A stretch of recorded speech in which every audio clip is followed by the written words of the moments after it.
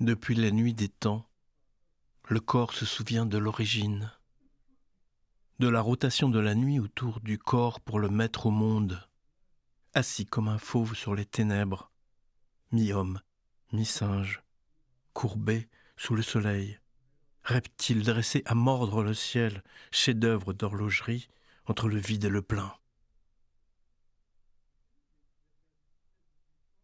Dans la petite cathédrale du squelette sous l'arche du thorax, dorment les forêts, les montagnes, les reflets des rivières, le temps infini. Il pousse des arbres avec des griffes comme des doigts, des fleurs de fémur, des colliers de vertèbres, des cantiques de phalanges le long des fougères de notre dos. Et ça tourne avec les atomes, les comètes, les roues, les planètes, ça s'incurve du dedans vers le dehors de la présence. Ça inspire, ça expire l'invisible dans un trou noir. Puis, nous parlons avec des mots, avec les mots des morts, la morsure des mots.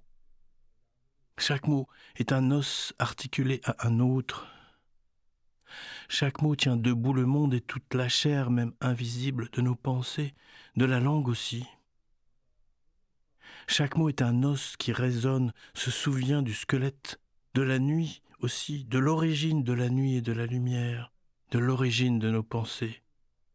Nous parlons depuis notre pied devenu main, porte-voix, porte ouverte vers l'ailleurs ou vers l'ici, porte vers le ciel où la montagne a soulevé.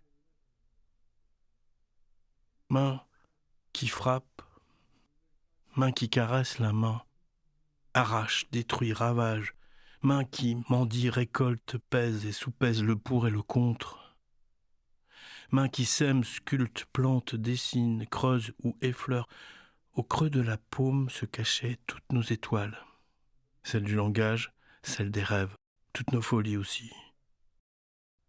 Toutes nos soifs de pouvoir entre nos lèvres et notre main.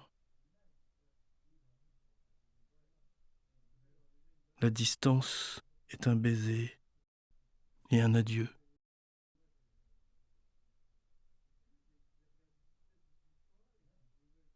L'or est minéral. L'os est minéral. Horlogerie de l'or et de l'os. Entre l'or et l'os, une intime barbarie dessine en transparence le vitrail de toutes nos utopies, de toutes nos folies d'orage, de nos esclaves robotisés. Ce qui reste après la mort entre la pierre et l'os sera lumière.